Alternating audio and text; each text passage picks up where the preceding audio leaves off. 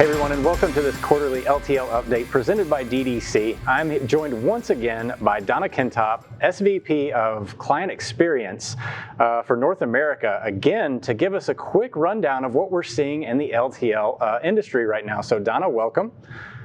Hi, Zach. Thanks so much. Glad to be back. Yeah, thanks for joining us today. So a lot's happening right now. We're finishing up Q1, but we've also had this pesky little coronavirus kind of disrupt things. So Donna, what are you seeing right now? What are we missing out on? As we're everybody's staying at home, we're not seeing as much production. A lot of things have changed. What are we missing out on in Q1 right now? You know, Zach, this coronavirus has been so devastating. This industry is really rallying and moving forward, trying to adapt as quickly as it can. One of the things that I think we're missing out on in this first quarter, obviously, it's trade show season. And for a lot of our carriers, one of the special services that they offer are the movement of freight to and from trade shows and conferences. And having to cancel all of these different activities and move them out till later in the year, I'm sure is a devastating hit for some of them. Some of the areas that they're moving freight for, some of the home centers, gardening centers, the medical supplies, those kinds of activities still seem to be continuing. But a lot of the scheduled events that happen across the country really have come to a screeching halt. So hopefully that'll pick up again third quarter, fourth quarter, and they can make up for those losses. Yeah, I know we've seen some surging volumes in other areas of the economy, such as consumer products, medical supplies, medical equipment, and whatnot.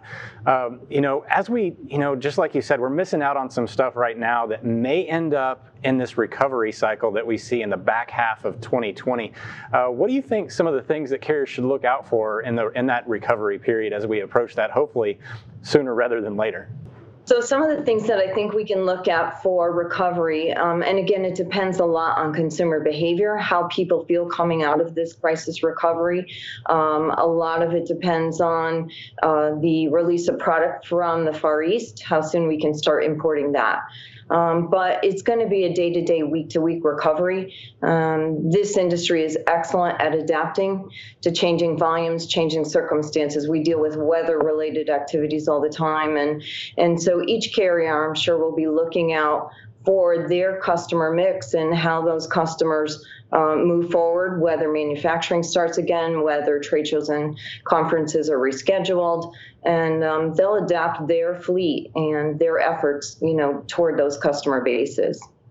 Yeah, I think it's going to be interesting to see the fluctuations in different commodities and stuff. I think you've noticed a few things have stayed online relatively well. What are some of those sectors that you think are doing okay at this point?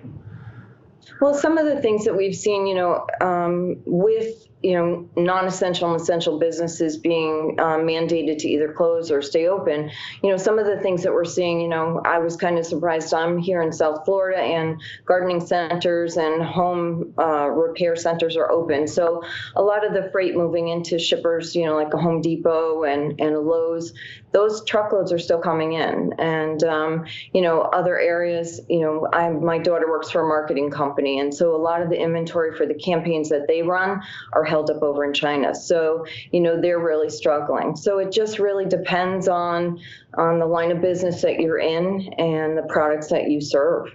That's a lot to handle right now, especially as things are probably not going to recover real quickly. All right, thank you so much, Donna, and that'll wrap it up for this quarter's LTL update. Stay tuned for more.